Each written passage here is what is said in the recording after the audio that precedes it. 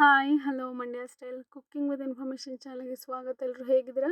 ಯಾವಾಗಲೂ ಖುಷಿಯಾಗಿರಿ. ನಾವು ಮಾಡ್ತಿರೋ ವೀಡಿಯೋಸ್ ರೆಸಿಪೀಸ್ ನಿಮಗೆ ಇಷ್ಟ ಆದರೆ ಒಂದೇ ಒಂದು ಲೈಕ್ ಕೊಡಿ. ನಿಮ್ಮ ಒಂದು ಲೈಕಿಂದ ನಮಗೆ ಪ್ರೋತ್ಸಾಹ ನೀಡುತ್ತೆ, ಜೊತೆಗೆ ಉತ್ಸಾಹ ಕೂಡ ನೀಡುತ್ತೆ. ನಾನಿವತ್ತು ನಿಮಗೆ ತೋರಿಸ್ತಾ ಇರುವಂಥ ವಿಡಿಯೋ ಮರಗೆಣಸಿಂದ. ಅಂದರೆ ಈ ಮರಗೆಣಸನ್ನ ಪ್ರಾಬಬ್ಲಿ ಯಾರೂ ತಿನ್ನೋಕ್ಕೆ ಇಷ್ಟಪಡಲ್ಲ, ತುಂಬ ಗಟ್ಟಿ ಇರುತ್ತೆ ಅಂತ. ಅಂದರೆ ಚಿಪ್ಸ್ ವೈಸಲ್ಲಿ ಕಡ್ಡಿ ಚಿಪ್ಸ್ ಅಂತ ಹೇಳ್ತೀವಲ್ಲ, ಅದು ಫೇಮಸ್ಸು ಈ ಮರಗೆಣಸಲ್ಲಿ. ಅದನ್ನು ಕೂಡ ಮಾಡ್ಕೊಂಡು ತಿನ್ಬೋದು. ಬಟ್ ಸ್ವೀಟ್ ರೆಸಿಪಿನ ಈ ರೀತಿ ಮಾಡಿ ಒಂದು ಸಲ ತಿಂದು ನೋಡಿ, ಅಂದರೆ ಮಕ್ಳಿಗೆ ಕೊಟ್ಟು ನೋಡಿ, ಖಂಡಿತ ಅವ್ರಿಗೂ ಇಷ್ಟ ಆಗುತ್ತೆ. ಏನಿಲ್ಲ, ಮರಗೆಣಸಿನ ಚೆನ್ನಾಗಿ ತೊಳ್ಕೊಬೇಕು. ತೊಳೆದಾದ್ಮೇಲೆ ಈ ರೀತಿ ನೀಟಾಗಿ ತುರ್ಕೊಬೇಕು. ಸಣ್ಣದಾಗಿ ತುರ್ಕೊಂಡ್ರೆ ತುಂಬ ಒಳ್ಳೆಯದು. ನಂತರ ಅದನ್ನು ಈ ರೀತಿ ಎಕ್ಸಸ್ ಆಫ್ ವಾಟರ್ ಇರುತ್ತಲ್ಲ, ಅದನ್ನೆಲ್ಲ ತೆಗಿಬೇಕು ನೀವು. ಅದನ್ನ ತೆಗಿಲಿಲ್ಲ ಅಂತ ಹೇಳಿದ್ರೆ ನೀರು ಥರ, ಅಂದರೆ ನೀರ್ಗಚ್ಚ ಅಂತೀವಲ್ಲ, ಆ ಟೈಪ್ ಆಗಿಬಿಡುತ್ತೆ. ಅದಕ್ಕೆ ಎಕ್ಸಸ್ ಆಫ್ ವಾಟರ್ನ ತೆಗಿಬೇಕಾಗತ್ತೆ ನೀವು.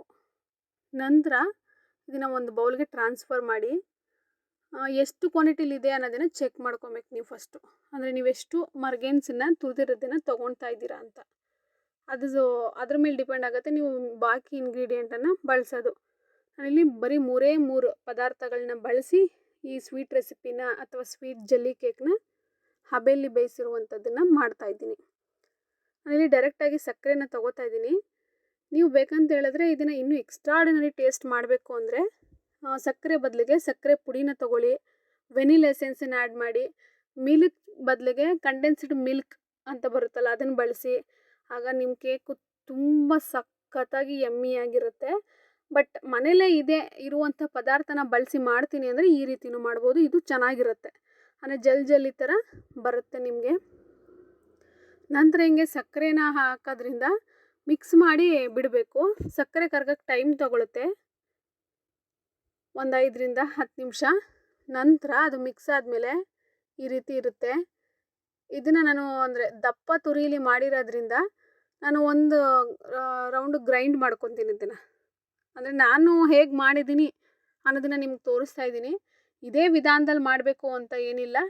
ಅಡುಗೆ ಒಂದು ಕಲೆ, ನಿಮಗೆ ಯಾವ ರೀತಿ ಬೇಕೋ ಆ ರೀತಿ ಮಾಡ್ಕೊಬೋದು ನೋಡಿ. ನೆಕ್ಸ್ಟ್ ಹಿಂಗೆ ಒಂದು ರೌಂಡ್ ಗ್ರೈಂಡ್ ಮಾಡ್ಕೊಬೇಕಷ್ಟೇ, ಹಾಲು ಹಾಕ್ಬಿಟ್ಟು.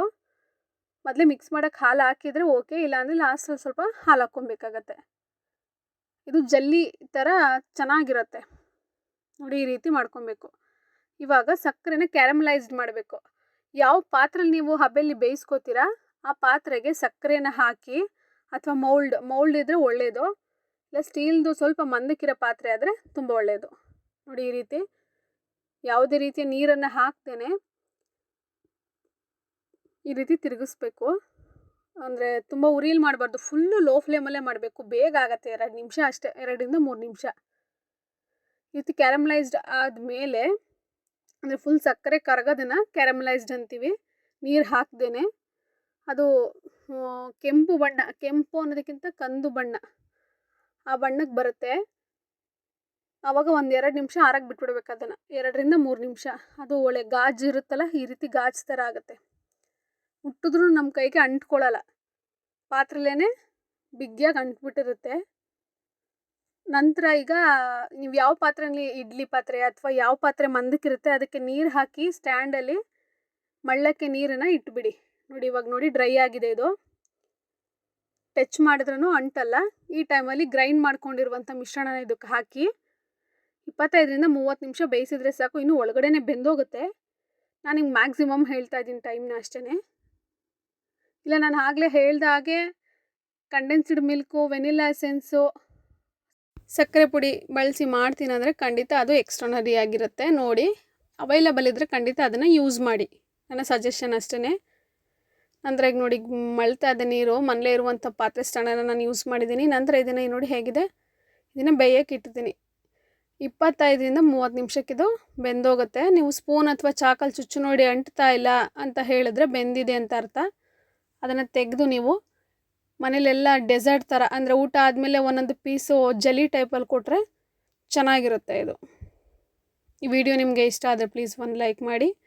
ನೆಕ್ಸ್ಟು ಒಳ್ಳೆ ಮಾಹಿತಿ, ಒಳ್ಳೆ ರೆಸಿಪಿ ಜೊತೆ ವಾಪಸ್ ಬರ್ತೀನಿ. ಬಾಯ್, ಟೇಕ್ ಕೇರ್.